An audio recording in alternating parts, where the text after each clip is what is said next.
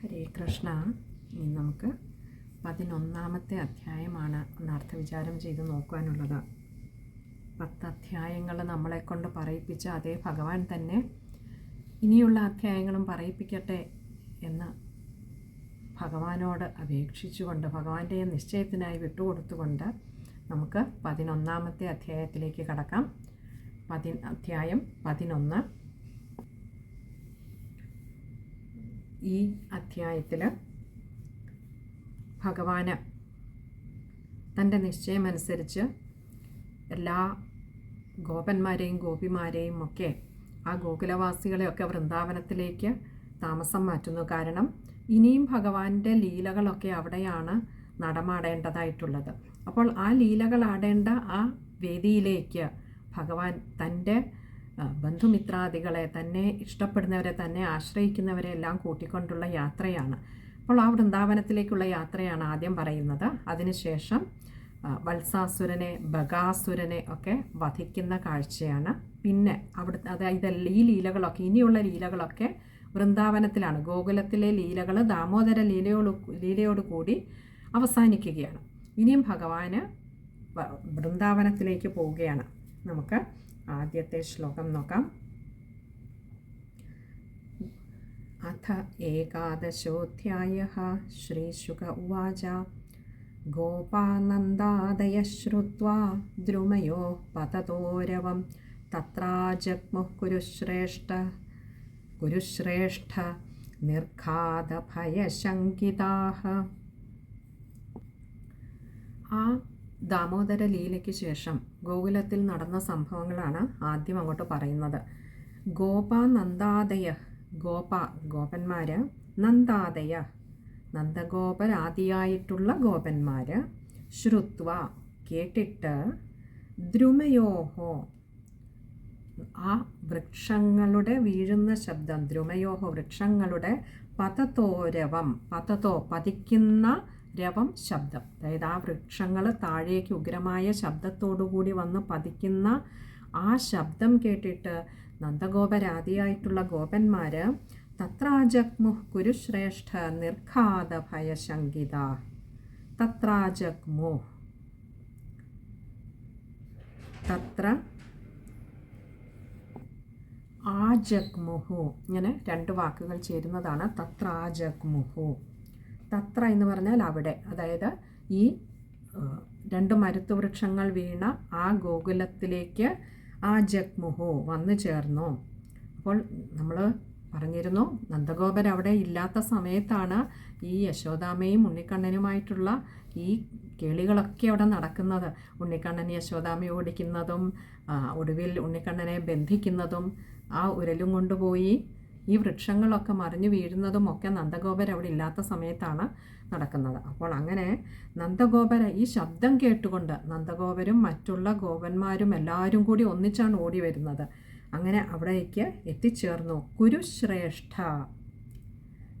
ഇവിടെ കുരുവംശത്തിലെ ശ്രേഷ്ഠനായിട്ടുള്ളവനെ, ഇവിടെ പരീക്ഷിത്ത് മഹാരാജാവിനോടാണ് ശ്രീശുക മഹർഷി പറയുന്നത്.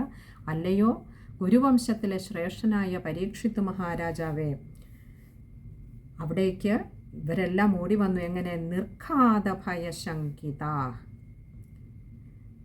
നിർഘാത ഭയശങ്കിത, ഇടിത്തി വീണതാണോ എന്ന ഒരു ഭയം തോന്നിയിട്ട് അങ്ങനെ ശങ്കിച്ചാണ് ഓടി വരുന്നത്. അല്ലെങ്കിൽ ഇത്ര വലിയ ശബ്ദം എങ്ങനെയാണ് വരിക? അപ്പോൾ എന്തോ ഒരു ഇടിത്തി അവിടെ വീണിരിക്കുന്നു എന്ന് കരുതിയിട്ടാണ് ഓടി വരുന്നത്. അവർ കണ്ടില്ല വൃക്ഷങ്ങൾ വീണത്, ശബ്ദം കേട്ടിട്ട് ഓടി വരികയാണ്. ഇനി നമുക്ക് ആ ശ്ലോകം ഒന്നുകൂടി ഒന്ന് നോക്കാം. ഗോപാനന്ദാദയ ശ്രുത്വാ ദ്രുമയോ പതതോരവം തത്രാജഗ്മുഃ കുരുശ്രേഷ്ഠ നിർഘാത ഭയശങ്കിതാ. ഇവിടെ നോക്കൂ, നമ്മൾ കഴിഞ്ഞ കുറേ ഭഗവാന്റെ കുറേ ലീലകൾ കണ്ടു. ശകടാസുരവധം, തൃണാവർത്തവധം, പൂതനാവധം, ഇവയൊക്കെയും നമ്മൾ നോക്കിക്കഴിഞ്ഞാൽ ഭഗവാനിലേക്ക് അവരൊക്കെ ഭഗവാനെ തേടിയെത്തിയവരായിരുന്നു. അങ്ങനെയുള്ളവരാണ് ഭഗവാനിൽ നിന്നും മോക്ഷം കിട്ടി ഇവിടെ നിന്നും ഈ ഒരു ജന്മത്തിൽ നിന്നും മുക്തരാവുന്നത്. എന്നാൽ ഭഗവാൻ ഇവിടെ ദാമോദരലീല ആടുന്നതിനായിക്കൊണ്ട് ആ വൃക്ഷങ്ങളുടെ അടുത്തേക്ക് ചെല്ലുകയാണ് ചെയ്യുന്നത്. വൃക്ഷങ്ങൾ ഭഗവാനെ തേടി വന്നതല്ല, വൃക്ഷങ്ങൾ നിൽക്കുന്നിടത്തേക്ക് അവരുടെ പൂർവ്വചരിത്രം അറിഞ്ഞിട്ട് ഭഗവാൻ അങ്ങോട്ട് തേടി പോവുകയാണ്. എന്നിട്ടാണ് അവർക്ക് മോക്ഷത്തെ അല്ലെങ്കിൽ ആ ഒരു ശാപമോചനം നൽകുന്നത്. അതും ഭഗവാന്റെ ഒരു അതിയായ കാരുണ്യം. അപ്പോൾ അങ്ങനെ ഈ ഗോകുലവാസികളാകെ ഭയന്നുപോയി ശബ്ദം കേട്ട്. നമുക്ക് ആ ശ്ലോകം ഒന്നുകൂടി നോക്കാം. ഗോപാനന്ദാദയ ശ്രുത്വാ ദ്രുമയോ പതതോരവം തത്രാജഗ്മുഃ കുരുശ്രേഷ്ഠ നിർഘാതഭയശങ്കിതാ. ഇവിടെ ഈ ശ്ലോകം വായിക്കുമ്പോൾ ശ്രദ്ധിക്കേണ്ട കാര്യങ്ങൾ: നന്ദാദയ തത്രാജഗ്മുഃ നിർഘാതഭയശങ്കിതാഹ. എല്ലായിടത്തും വിസർഗമുണ്ട്, ശ്രദ്ധിച്ചു വായിക്കുക. പകുതി ഹകാരത്തിൽ അത് വായിക്കാൻ ശ്രമിക്കുക. അതുപോലെ ദ്രുമയോ, അവിടെ ഒകാരം നീട്ടിയെടുക്കുകയും വേണം, പകുതി ഹകാരത്തിൽ വായിക്കുകയും വേണം. പിന്നെ തത്രാജഗ്മുഹ്, തത്ര ആജഗ്മുഹു ആണ് അകാരം നീട്ടിയെടുക്കുക. അതുപോലെ തന്നെയാണ് നിർഘാത ഭയശങ്കിതാഹ, അവിടെയും ദീർഘമുണ്ട്, അകാരം നീട്ടിയെടുത്തിട്ട് പകുതി ഹകാരത്തിൽ വായിക്കുക വിസർഗമുള്ളത് കൊണ്ട്. ഇനി നമുക്ക് രണ്ടാമത്തെ ശ്ലോകമാണ്. ഭൂമ്യാം നിപതിതൗ തത്ര ദദൃശുര്യമളാർജുനൗ ബഭ്രമോസ്തദ വിജ്ഞായ ലക്ഷ്യം പതനകാരണം.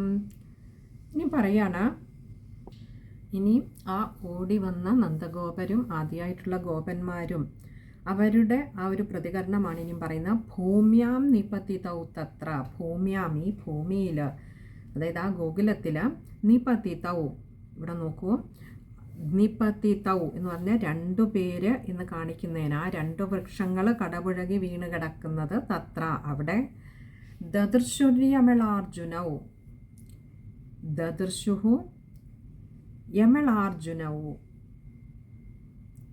ഇങ്ങനെ 2 വാക്കുകൾ ചേരുന്നതാണ് ദദൃശുര്യമളാർജുനൗ. ദദൃശുഹു എന്ന് പറഞ്ഞാൽ കണ്ടു. അപ്പോൾ അവർ ഈ ശബ്ദം കേട്ടുകൊണ്ട് ഓടി വരുമ്പോൾ കാണുന്നത് ഈ 2 മരങ്ങൾ, എന്താ, യമളാർജുനവു, അവിടെയും ഔ വരുന്നുണ്ട്, യമളാർജുനൗ, 2 മരുത്തു വൃക്ഷങ്ങൾ അവിടെ കടപുഴകി വീണ് കിടക്കുന്നതാണ് കാണുന്നത്. അത് കണ്ടപ്പോൾ ബഭ്രമുസ്തദ വിജ്ഞായ ലക്ഷ്യം പതന കാരണം. ബഭ്രമോ എന്ന് പറഞ്ഞാൽ അവർക്കറിയില്ല ഇതെന്തുകൊണ്ടാണ് ഇങ്ങനെ ഈ വൃക്ഷങ്ങൾ വീണെന്ന്. അപ്പോൾ അത് കണ്ട് സംഭ്രമിച്ചു അവർ. ഇവിടെ നോക്കൂ, ബഭ്രമുസ്തദ വിജ്ഞായ, ബഭ്രമുഹു തത് അവിജ്ഞായ, ഇങ്ങനെ 3 വാക്കുകൾ ചേരുന്നതാണ് ബഭ്രമുസ്തദ വിജ്ഞായ.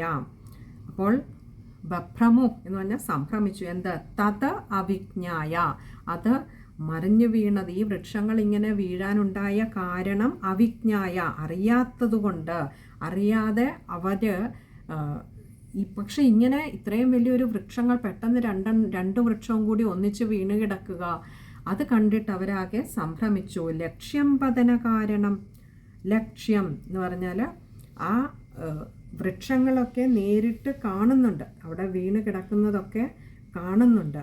പക്ഷേ ഈ വീഴാനിടയായ കാര്യം എന്താണെന്ന് അവർക്ക് കാണാൻ കഴിയുന്നില്ല, അവർക്കറിയില്ല. അതുകൊണ്ട് തന്നെ പതന കാരണം, അതായത് വീഴാനിടയായിട്ടുള്ള കാരണം എന്താണ് എന്ന് അറിയാൻ വയ്യാത്തത് കൊണ്ട് അവരാകെ സംഭ്രമിച്ചു. ഇത് ലക്ഷ്യം എന്ന് പറഞ്ഞാൽ ഇവിടെ പ്രത്യക്ഷമായി കാണുകയാണ് ആ 2 വൃക്ഷങ്ങൾ വീണ് കിടക്കുന്നത്. പക്ഷേ അതിൻ്റെ കാരണം അത് അവ്യക്തമാണ്. വ്യക്തമായ ഒന്നിൻ്റെ പിന്നിലെ കാരണം, വ്യക്തമായി കാണുന്ന ദൃശ്യത്തിൻ്റെ പിന്നിലെ അദൃശ്യമായ കാരണം അറിയാൻ വയ്യാത്തത് കൊണ്ട് തന്നെ അവർ സംഭ്രമിച്ചു. ഇതുപോലെയാണ്, അതൊക്കെ ഈശ്വര നിശ്ചയമാണ്, അല്ലേ? ഭഗവാന്റെ സങ്കല്പമാണ് ഓരോന്നും നടക്കുന്നത്. അത് പതിക്കുന്നതാണെങ്കിലും ഉയർത്തെഴുന്നേൽക്കുന്നതാണെങ്കിലും അതിൻ്റെയൊക്കെ പിന്നിലെ കാരണം അത് അദൃശ്യമാണ്. ഇത് നമ്മുടെയൊക്കെ ജീവിതത്തിലാണെങ്കിലും ഇങ്ങനെയാണ്. എന്ത് തന്നെ സംഭവിച്ചാലും അതിൻ്റെ ആ ഒരു വ്യക്തമായ പലതും നമ്മുടെ ജീവിതത്തിൽ നമ്മൾ കാണുന്നുണ്ടാവാം. അത് ഉയർച്ച താഴ്ചകളായിട്ടും എങ്ങനെയും കാണുന്നുണ്ടാവാം. പക്ഷേ അതിന് കാരണം എന്ത് എന്ന് ചോദിച്ചാൽ ആ കാരണം അവ്യക്തമാണ്. അത് ഈശ്വര നിശ്ചയമാണ് അവിടെ നടക്കുന്നത് എന്നർത്ഥം. ഇനിയും ആ ശ്ലോകം നമുക്കൊന്നുകൂടി നോക്കാം. ഭൂമ്യാം നിപതിതൗ തത്ര ദദൃശുര്യമളാർജുനൗ ബഭ്രമുസ്തത വിജ്ഞായ ലക്ഷ്യം പതനകാരണം. ഇവിടെ ശ്ലോകം വായിക്കുമ്പോൾ ശ്രദ്ധിക്കേണ്ട കാര്യങ്ങൾ, ദദൃശുര്യമളാർജുനൗ, അവിടെ ദദൃശുഹു യമളാർജുനൗ ആണ്, രണ്ട് അർജുന വൃക്ഷങ്ങൾ. അവിടെ പക്ഷേ പദം പിരിക്കണ്ട, പകരം രിയ, ദദൃശുര്യമളാർജുനൗ എന്ന് വായിച്ചാൽ മതിയാവും. പിന്നെ അടുത്ത ബഭ്രമുസ്തത വിജ്ഞായ, ബഭ്രമുഹു തത അവിജ്ഞായ, അവിടെ ബഭ്രമുസ്തത അവിജ്ഞായ, ദായ്ക്ക് ആകാരം കൊടുത്ത് വായിക്കുക. അവിജ്ഞായ ആണ്, അറിയാൻ വയ്യാത്തത് കൊണ്ട്, അതിൻ്റെ കാരണം അറിയാത്തത് കൊണ്ട്. ഇനി അടുത്തത് നമുക്ക് ബാക്കിയൊക്കെ എളുപ്പമുള്ള ഒരു ശ്ലോകമാണ്, അത് വാക്കുകളൊക്കെ എളുപ്പമുള്ളത് തന്നെയാണ്. ഇനി അടുത്തത് മൂന്നാമത്തെ ശ്ലോകമാണ്. ഉലൂഖലം വികർഷന്തം ദാംനാ ബദ്ധം ച ബാലകം കസ്യേദം കുത ആശ്ചര്യമുത്പാദ ഇതി കാതരാഃ. ഉലൂഖലം വികർഷന്തം, ഇവിടെ ഉലൂഖലം എന്ന് പറഞ്ഞാൽ ആ ഉരൽ, ആ ഉണ്ണിയുടെ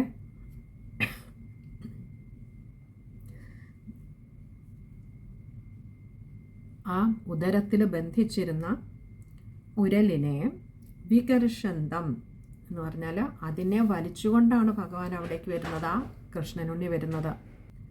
അങ്ങനെ ആ ഉരലിനെ വലിച്ചുകൊണ്ട് വന്നിട്ടാണ് ആ വൃക്ഷങ്ങളിൽ നിന്നും ആ രണ്ട് യക്ഷന്മാർക്ക് മോചനം നൽകിയത്. അപ്പോൾ അങ്ങനെ വലിച്ചുകൊണ്ട് വന്നതായ ആ ഉരലിനെ ദാംന ബദ്ധം ച ബാലകം, ദാംന കയറുകൊണ്ട്, ദാമം കൊണ്ട്, ബദ്ധം ബന്ധിതനായിട്ട്, ച ബാലകം. അപ്പോൾ അവരവിടെ കാണുന്ന കാര്യങ്ങൾ, അതായത് നന്ദാദി ഗോപന്മാർ അവിടെ വന്നപ്പോൾ കണ്ടത് രണ്ട് വൃക്ഷങ്ങൾ അങ്ങനെ മറിഞ്ഞു കിടക്കുന്നു, അതിൻ്റെ കാരണം അവർക്കറിയില്ല എന്ന് പറഞ്ഞു. അപ്പോഴാണ് കണ്ടത് ആ വൃക്ഷങ്ങളുടെ നടുക്ക് തൻ്റെ ഉദരത്തിൽ കെട്ടിയ ഒരു ഉരലുമായിട്ട്, അതായത് ആ ഉണ്ണി വലിച്ചുകൊണ്ട് വന്ന ആ ഉരലുമായി നിൽക്കുന്ന ബാലകം, തൻ്റെ ഉണ്ണിയെ കാണുന്നത് അപ്പോഴാണ്. കസ്യേദം കുതാശ്ചര്യമുത്പാദയിതി കാതരാഹ. കസ്യേദം, കസ്യ ഇതമാണ് കസ്യേദം. കസ്യ എന്ന് പറഞ്ഞാൽ ആരുടെ, ഇതം പ്രകാരം ഇതാരാണ് ചെയ്തത്, ഇതാരുടെ പണിയാണ് ഇങ്ങനെ ചെയ്തത്, ഈ ഉണ്ണി ഇങ്ങനെ ബന്ധിച്ചത്. കുത ആശ്ചര്യമുത്പാദ, കുതഹ എന്ന് പറഞ്ഞാൽ ഇതെങ്ങനെയാണ് ഇങ്ങനെ സംഭവിച്ചത്, ഈ ഉണ്ണിയെ ആരാണ് ഉരലിൽ ബന്ധിച്ചത്, ഈ ഉണ്ണി എങ്ങനെയാണ് ഉരലും കൊണ്ട് ഇവിടെ എത്തിയത്. ആശ്ചര്യമുത്പാദ, ആശ്ചര്യം ഉത്പാദ, ഇങ്ങനെ രണ്ട് വാക്കുകൾ ചേരുന്നതാണ് ആശ്ചര്യം ഉത്പാദ. ആശ്ചര്യം എന്ന് പറഞ്ഞാൽ അത്യത്ഭുതമായിരിക്കുന്നു ഇതെങ്ങനെയാണ് ഈ ഉണ്ണിയെ ഇങ്ങനെ ദാമം കൊണ്ട് ബന്ധിച്ചത് ഉരലിൽ, ഇതാരാണ് ചെയ്തത്, ഇതെങ്ങനെയാണ് ഉണ്ണി ഇവിടെ എത്തിയത്, ഇതെല്ലാം കണ്ടിട്ട് അത്യാശ്ചര്യമായിരിക്കുന്നു. ഉത്പാദ, ഉത്പാദ എന്ന് പറഞ്ഞിരിക്കുന്നത് ഒരു അശുഭ ലക്ഷണത്തെ, ഒരു ആപത് സൂചനയെ കാണിക്കുന്നതിന് വേണ്ടിയിട്ടാണ് ഉത്പാദ. ആശ്ചര്യമാണ്, അതേസമയം ഇതിലെന്തോ ഒരു ആപത്ത് എനിക്ക് സംശയം തോന്നുന്നു. ഇതി കാതരാഹ, ഇതി ഇപ്രകാരം, കാതരാഹ പറഞ്ഞാൽ അവരാകെ ഭയചകിതരായിപ്പോയി. അപ്പോൾ ഇവിടെ പറയുകയാണ്, ഇപ്രകാരം ഈ ഉണ്ണിയെ ഉരലിൽ കെട്ടിയത് ആരാണ്, ഞാൻ കാണുന്നതൊക്കെ ഞാൻ പ്രത്യക്ഷത്തിൽ പലതും കാണുന്നു, പക്ഷെ അതിൻ്റെ കാരണം അതെനിക്ക് കാണാൻ കഴിയുന്നില്ല, അറിയാൻ കഴിയുന്നില്ലല്ലോ. ഈ ഉണ്ണിയെ ആരാണ് ഈ ഉരലിൽ കെട്ടിയിട്ടത്, ഉണ്ണി എങ്ങനെയാണ് ഇവിടെ വന്നത്, പിന്നെയോ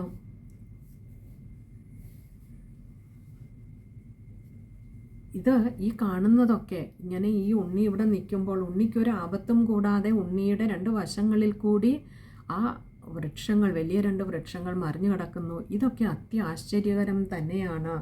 പക്ഷേ അതിനപ്പുറം എനിക്കിതിൽ എന്തോ ഒരു ആപത്ത് സന്ദേഹം ഉണ്ടാകുന്നുണ്ട്, ഇതൊരു ആപത്തിൻ്റെ സൂചനയാണോ എന്ന് എനിക്ക് തോന്നുന്നു. ഇങ്ങനെ പറഞ്ഞിട്ട് ആ നന്ദാദി ഗോപന്മാരൊക്കെ ആകെ ഭയചകിതരായി. ഇനി നമുക്ക് ആ ശ്ലോകം ഒന്നുകൂടി നോക്കാം. ഉലൂഖലം വികർഷന്തം ദാംനാ ബദ്ധം ച ബാലകം കസ്യേദം കുത ആശ്ചര്യമുത്പാദയിതി കാതരാഃ. ശ്ലോകം വായിക്കുമ്പോൾ ശ്രദ്ധിക്കേണ്ട കാര്യങ്ങൾ, പൊതുവെ നമ്മൾ ആദ്യമേ പറഞ്ഞിട്ടുണ്ട്, വികർഷന്തമല്ല വികർഷന്തം, രകാരം കൊടുക്കുക, റകാരമല്ല അവിടെ കൊടുക്കേണ്ടതെന്ന് പൊതുവെ എൻ്റെ ഗുരു പറയാറുണ്ട്. അപ്പോൾ വികർഷന്തം, പിന്നെ കുത ആശ്ചര്യമുത്പാദ, ആശ്ചര്യം ഉത്പാദമാണ്. അതുപോലെ കാതരാഹ അവിടെയും അകാരം നീട്ടിയെടുക്കുകയും വേണം, വിസർഗവുമുണ്ട്. അപ്പോൾ പകുതി ഹകാരത്തിൽ വായിച്ചു നിർത്തണം. ഇവിടെ ഈ ഒരു രംഗം കണ്ടിട്ട് അത്യാശ്ചര്യകരമാണ്, അതേസമയം ആപത് സൂചനയാണ് എന്ന് ആ നന്ദാദി ഗോപന്മാർക്ക് തോന്നാൻ കാരണം, ഈ വൃക്ഷങ്ങളുടെ നടുക്ക് ഈ ഉണ്ണി ഇങ്ങനെ ഉദരത്തിൽ ബന്ധിച്ച ഉലൂഖലവുമായി നിൽക്കുന്ന കണ്ടപ്പോൾ അവർക്ക് തന്നെ തോന്നി ഈ ഉണ്ണിയും ഈ ഉരലും തന്നെയാണ് ഈ വൃക്ഷങ്ങൾ പതിക്കുന്നതിനുള്ള കാരണം. പക്ഷെ അതെങ്ങനെ സംഭവിച്ചു? ഉണ്ണി എങ്ങനെ ഉരലുമായി ഇവിടെ എത്തി? ഉണ്ണിയെ ആരാണ് ബന്ധിച്ചത്? അപ്പോൾ തീർച്ചയായും ഇതുവരെ കഴിഞ്ഞ കാലങ്ങളിലെ ഈ ഉണ്ണിയുമായി ബന്ധപ്പെട്ട ഇതുപോലെയുള്ള